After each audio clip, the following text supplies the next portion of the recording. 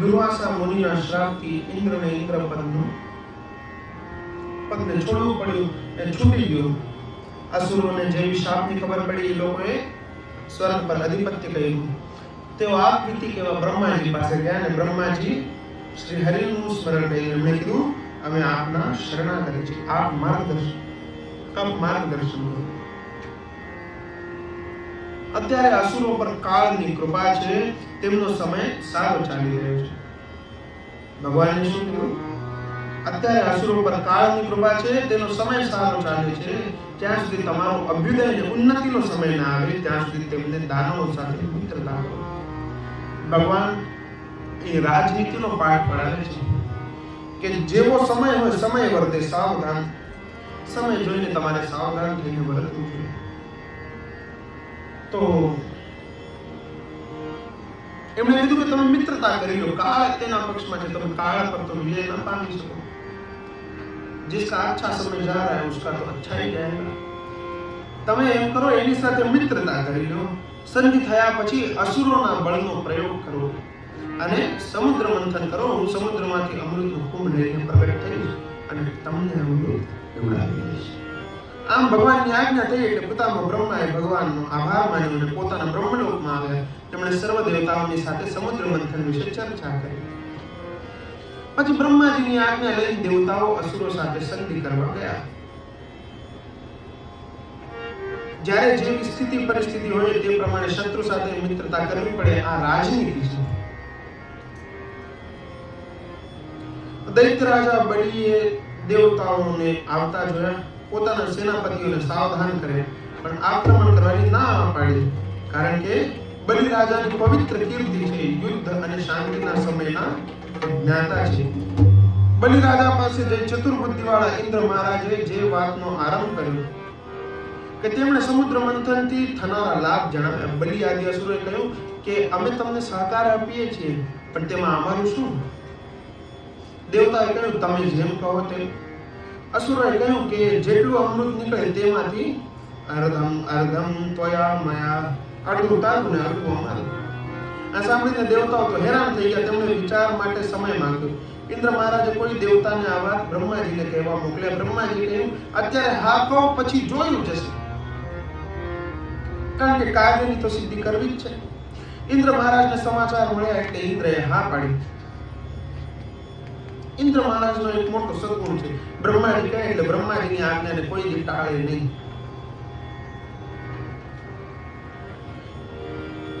ભાગવતમાં લખ્યું છે કે બંને વચ્ચે સંધિ કરાર થયો. તતો દેવાસુરા કૃત્વા સંવિદં સુકૃત સંવિદં કૃત સૌહૃદાઃ. ખૂબ જ મિત્રતા સૌહાર્દ ભર્યા વાતાવરણમાં બંને વચ્ચે સંવિધાન તૈયાર થયું. પછી દેવતાઓ વાસુકી નામના નાગ પાસે ગયા અને સમુદ્ર મંથનની વાત કરી. વાસુકીએ સંમતિ આપી પણ શરત મૂકી કે હું જરૂર દોરડાનું કામ કરું પણ જેટલું અમૃત નીકળે તેમાંથી અર્ધમ અર્ધમ ત્વયા મયા. એટલે અડધું તમારું ને અડધું મારું. આ સાંભળીને દેવતાઓ વિચારે છે અડધું રાક્ષસોને અડધું નાગોને, તો પછી આપણને શું મળશે? તમને પાછા બ્રહ્માજીને વાત કહી તો વાસુકી અડધું માંગે છે. બ્રહ્માજી કહે અત્યારે હા પડો, અમૃત નીકળે ત્યારે જોશું યાર. અત્યારે આપણને ગરજ છે ને, ગરજે ગધેડા ન ગરજે તો ગધેડાને તેમાં આપણું શું જાય? વળી ભગવાને પણ આપણને આદેશ તો આપ્યો છે. અરયો બીહિ સંધેયા સતી કાર્યાર્થ ગૌરવે અહિમૂષકવદ્દેવાહાર્થસ્ય પદિમ ગતૈ. કોઈ મોટું કાર્ય કરવું હોય ને, જે કાર્યથી આપણું ગૌરવ વધે તે કાર્ય માટે શત્રુ સાથે પણ સમાધાન કરવામાં વાંધો નથી.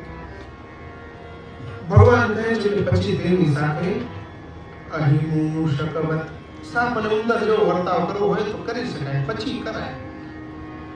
જેવી રીતે એક સાપ મદારીના કરંડિયામાં ફસાણો. મદારી કરંડિયાને મૂકીને બીજા સાપને પકડવા ગયો. ત્યાં કરંડિયા પાસે ઉંદર આવ્યો. સર્પને થયું કે આ મને છોડાવી શકે તેમ છે પણ મારાથી ગભરાય છે એટલે નજીક નહીં આવે. અને ઉંદરને કહ્યું, એ મારા મોટા ભાઈ, એ મારા અન્નદાતા, જરા અહીંયા આવો તો. ઉંદરને થયું, નાગ મને મોટા ભાઈ કઈ બોલાવે છે, તો નીકળી ગયો. નાગે તેના વખાણ ચાલુ કર્યા કે ઉંદર કાકા, તમે તો ખૂબ ઉદાર સ્વભાવના અને પરમ પુરુષાર્થી છો. તમે મહાન કર્મયોગ ને તમે દરરોજ લાડુનું ભોજન કરો છો. ત્રણેય લોકના સ્વામી ગણપતિ તમારા પર બિરાજે છે, તેમને ધરાવાતો ભોગ તમે ચાખો છો. સમાજ અને સંસારમાં તમારું તો એટલું માન છે. ઉંદર તો આ સાંભળીને પાણી થઈ ગયો. સર્પે કહ્યું કે જરા આ કરંડિયામાં કાણું પાડ્યું ને. બીજા ઉંદરે કાણું પાડ્યું. પેલો નાગ બહાર નીકળીને ઉંદરને આરોગી ગયો. આનું નામ અહિમૂષકવત.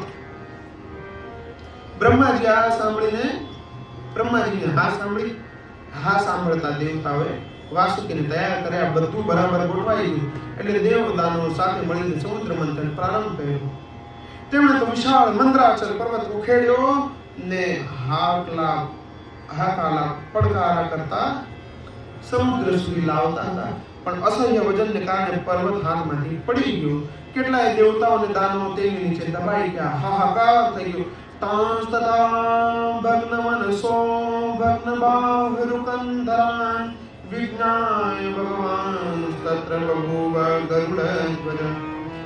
કેટલાય દેવદાનવોના તો હાથ તૂટી ગયા, કોઈની કેડ ભાંગી તો કોઈનો ખભો તૂટી ગયો ને મન પણ તૂટી ગયું. બચાવો, અરે મરી ગયા, કોઈ બચાવો, આમ કરવા લાગ્યા. દેવતાઓનું કષ્ટ જોઈને પ્રભુ દોડતા આવ્યા અને ક્ષણ માત્રમાં પર્વતને ખસેડ્યો. તેઓ દાનવોને બહાર કાઢીને પોતાની અમૃતમય દૃષ્ટિથી તેમને પુનઃ સાજા અને નિર્ભય કર્યા. પ્રભુએ પોતાના વાહન ગરુડજીને બોલાવ્યા. ગરુડજી આવ્યા એટલે આ વિશાળ પર્વતને પ્રભુએ ગરુડજીની પીઠ પર મૂક્યો. પોતે પણ સવાર થયા અને દેવતા અને દાનવોને કહ્યું કે તમે પાછળ આવો, હું જાઉં છું. પરમાત્માએ સમુદ્ર કિનારે પર્વત ઉતાર્યો. ત્યાં તો દેવદાનવ મંડળી પણ ત્યાં ભગવાને ગરુડજીને કહ્યું, હવે તમે જાઓ, બોલાવું ત્યારે મને લેવા આવજો. ગરુડજી કીર્તન કરતા ગયા, હરે શરણમ હરે શરણમ હરે શરણમ હરે શરણમ.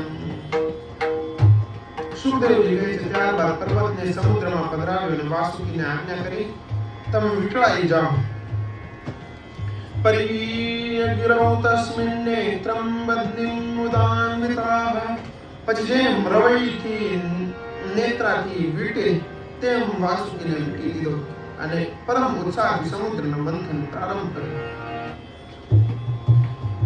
હવે સર્પનું મુખ કોની બાજુ રાખવું ને પુચ્છ કોની બાજુ રાખવું. વાસુકી કહે કે તમે મને ઘર્ષણ થશે એટલે મારામાંથી વિષ નીકળશે. વાસુકી એ કહે છે, તમે મને ઘસશો, મારું ઘર્ષણ થશે એટલે મારા મુખમાંથી ઝેર નીકળશે. મુખની બાજુ કોણ આવશે? બરોબર. આ કાળોતરાનું મોઢું પકડાવે તો વીટી દીધો. દાનવોએ મુખ પકડ્યું ને દેવોએ પૂછને હજી 2-3 ચક્કર માર્યા ત્યાં દાનવોમાં વાત થઈ કે આપણે આમ કાળોતરાનું મોઢું પકડાવ્યું અને પોતે પૂંછડું પકડ્યું. નાગનું તો મોઢું જ ખરાબ, કારણ કે કરડે તો અમૃત તો મળતા મળે પણ ઝેર તો મળી જ જશે. ત્યાં વળી કોઈ રાક્ષસ બોલ્યો કે તમારી વાત સાચી છે, આ દેવતાઓ પૂંછડાને ખેંચે ત્યાં સુધી વાંધો નહીં, પણ પૂંછડું થોડું મરડે તો અને થોડું મરડે તો આપણને બટકું ભરી જાય. એટલે દાનવોએ મોઢું છોડી દીધું અને સમુદ્ર કિનારે પાછા ઉભા રહી ગયા. દેવતાઓને થયું કે આ કેમ ઉભા રહી ગયા? દાનવો બોલ્યા કે મોઢું તમે પકડો, પૂછ અમને આપો. દેવતાઓ કહ્યા વાંધો નહીં, જતા રહો તે બાજુ. દાનવોએ પૂછ પકડીને દેવતાઓએ મુખ. ત્યાં વળી પાછી વાત નીકળી, પુચ્છમહેરંગમંગલમ કે સર્પનું પુચ્છ તો અમંગળ કહેવાય, સર્પનું પૂંછડું અમંગળ કહેવાય. દાનવોને સામે જોયું તો દેવતાઓ હસતા હતા એટલે નક્કી થઈ ગયું કે અમારું અપમાન થયું છે. એટલે પાછા મંથન છોડીને દાનવો કિનારે ઉભા રહી ગયા. દેવતાઓને થયું કે વળી પાછું શું થયું? દેવતાઓ હસતા મોડે ગયા ને આ વચન કહેતા ગયા. આ વચન નીકળ્યા કે સર્પનું પુચ્છ તો અમંગળ કહેવાય. દેવતાઓને થયું કે વળી પાછું શું થઈ ગયું? દેવતાઓએ અસુરોની પાસે આવ્યા અને પૂછ્યું કેમ પાછું? દાનવો બોલ્યા, સ્વાધ્યાય શ્રુત સંપન્નાઃ પ્રખ્યાતા જન્મ કર્મભિઃ ઇતિ તૃષ્ણિં સ્થિતાન દૈત્યાન વિલોક્ય પુરુષોત્તમઃ. આ પૂછ તો સાપનું અશુભ અંગ કહેવાય, અમે ન પકડીએ. ત્યાં વળી અસુરોના સેનાપતિ બોલ્યા, અમે પણ વેદ શાસ્ત્રને વિધિપૂર્વક અભ્યાસ કર્યો છે, અમારા વડવાઓ પણ ખૂબ ઊંચા છે, કઈ ઓછું નહીં સમજતા. તમે કશ્યપના પુત્ર છો, અમે કશ્યપના પુત્ર છે.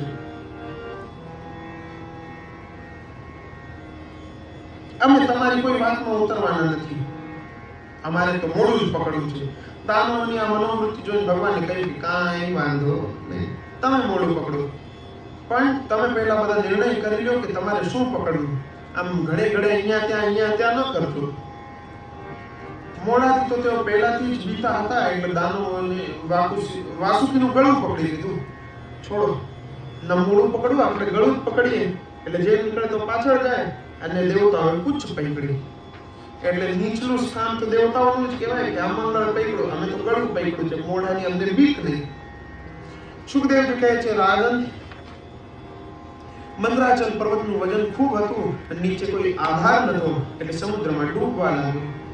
દેવતાઓ અને દાનવો ગભરાયા, તેમને થયું કે તો આપણી તો બધી મહેનત પાણીમાં ગઈ.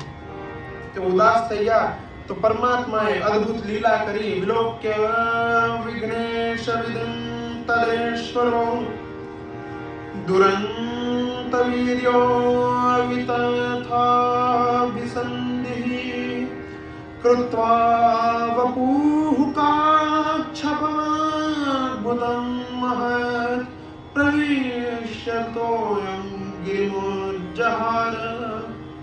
દેવતાઓના દુઃખને હરવા માટે તેમણે અત્યંત વિશાળ અદ્ભુત કાચબાનું રૂપ ધારણ કરી સમુદ્રના જળમાં પ્રવેશ કર્યો. મંદરાચલને પોતાની પીઠ પર રાખ્યો. પર્વત ઉપર આવ્યા એટલે પુનઃ મંથન શરૂ થયું. તે સમયે જળમાં વસનારા જળચર જીવો સ્તબ્ધ બની ગયા કે આ શું થઈ રહ્યું છે. નાગરાજ વાસુકીનો શ્વાસ ચડ્યો. શ્વાસાગ્નિ ધૂમા હતવર્ચસો અસુરાઃ. તેના શ્વાસમાંથી અગ્નિને જે નીકળવા લાગ્યા, ત્યાં વળી દાનવોની ટોળીમાં કોઈ બોલ્યું કે હું તો કહેતો તો નાગનું પૂછડું જ સારું, આમ તો મોડું જ ખરાબ છે. એટલે કોઈ બોલ્યું કે ભાગ્યમાં હોય તે થાય, છાનો માનો ખેંચવા માંડ. ખૂબ પુરુષાર્થ કર્યો પણ અમૃત ન નીકળ્યું. એટલે ભગવાને કહ્યું, લાવો હું ખેંચું. ભગવાન સ્વયં સમુદ્રમાં થવા લાગ્યા. આમ થોડો વખત ચાલ્યો એટલે અમૃતને બદલે દેવતાઓની શરૂઆતમાં ઝેર નીકળ્યું. સૌ ગભરાઈ ગયા. સર્વત્ર કાળભૂત વિષ ઉછળવા લાગ્યો. ભયભીત દેવતાઓએ પ્રશ્ન પૂછ્યો કે હવે આનું શું કરશું. ભગવાને કહ્યું કે આનો એકમાત્ર ઈલાજ છે કે મહાદેવ જે છે, મહાદેવ આપણા દુઃખનું નિવારણ કરી શકે. ત્યારે તેમનું સ્મરણ કરો. મહાદેવ મહાદેવ મહાદેવ મહાદેવ મહાદેવ મહાદેવેતિ યો સ્મરે એકેન શિવમાપ્નોતિ દ્વાભ્યામ શંભુર્ણી ભવે. કેવો અલગ પુરુષ દેવતા છે, હે, કે એકવાર મહાદેવ નામ લ્યો તો જે ઈચ્છા હોય ને, જે વરદાન માંગવું હોય તે પૂરું કરી દે. એક વાર મહાદેવ અને બીજી બે વાર બોલો એટલે ભગવાન શંકરને થાય મારા માથે તો કર્જ ચડી ગયો હોય. એટલે શંકર ભગવાનને પ્રસન્ન કરવા હોય તો કોઈ અઘરું કામ કરવાની જરૂર નથી, જળ પણ ચડાવવાની જરૂર નથી. દરવાજે જઈને હાથ ઊંચા કરીને 3 વાર બોલો, મહાદેવ મહાદેવ મહાદેવ, એટલે તમારું બધું જ કરી નાખે. આનથી ભળો તે નાથ કોણ? તમામ દેવો અને પ્રજાપતિઓ બ્રહ્માજી સહિત ભગવાન ભોળાનાથ પાસે ગયા. દેવતાઓએ જોયું તો ભગવાન શિવ સતી સાથે કૈલાસ પર્વત પર નિજાનંદમાં બેઠા. ઋષિઓ તેમની સેવા કરતા પ્રજાપતિઓ અને દેવતાઓએ ભગવાન શંકરની સ્તુતિ કરી. દેવ દેવ મહાદેવ ભૂતાત્મન ભૂત ભાવન ત્રાહિન શરણાપન્નમ ત્રૈલોક્ય દહનાદૃશાદ ત્વમેકઃ સર્વજગતઃ ઈશ્વરો બંધં ક્ષયો તં ત્વામર્ચન્તિ કુશલાઃ પ્રપન્નાર્તિ હરં ગુરું ત્વં બ્રહ્મ પરમં ગુહ્યં સદ્ભાવભાવનઃ નાશક્તિભ્યાભાતસ્ત્વમાત્મા જગદીશ્વરઃ त्वं शब्दयोगिर्जनदादिरात्मा प्राणेन्द्रियद्रव्यगुणस्वभावः कालक्रतुः सत्यमृतं च धर्मस्त्वयक्षरं यत् त्रिवृतामन्ति एतत्परं प्रपश्यामो न परं ते महेश्वरः मृडलाय हि लोकस्य व्यक्तिस्ते अव्यक्तकर्मणः। हे देवताओं आराध्य देवोना देव महादेव आप समस्त प्राणियों की आत्मा ने समस्त प्राणियों ना जीवन दाता जीव रूप सदाशिव। कल्पांतना समय संसार નો વિનાશ કરવો હોય ત્યારે આપ જ ત્રિભુવનને ભસ્મ કરો છો। હે પ્રભુ અમે આપના શરણે આવ્યા છીએ। આ ઉગ્ર વિષ્ટિ અમારી રક્ષા કરો ભગવાન। તમે જ સંપૂર્ણ જગતને પોતાની અદ્ભુત શક્તિથી બંધનમાં રાખો છો અને તમારી જ અમોઘ શક્તિથી બંધનથી મુક્ત થાય છે। તેથી તો વિવેકી પુરુષો આપની આરાધના કરે છે। શરણાગતની પીડા દૂર કરવામાં આપ સર્વશ્રેષ્ઠ છો। સમસ્ત જગતના ગુરુ છો। હે નાથ પોતાની ગુણમય માયા શક્તિથી આ સૃષ્ટિનું પાલન સંહાર કરવા માટે आप ज अनंत निर्गुण होवा छता ब्रह्मा आदि नाम धारण करी त्रिगुणात्मक लीला करो छो। आप स्वयं प्रकाश छो कारण के आप ज परम रहस्यमय ब्रह्म तत्व छो। जेटला पण देवता मनुष्य पशु पक्षी आदि चर ने अचर प्राणी छे के सर्व जीवन दान देनारा मात्र आप ज छो।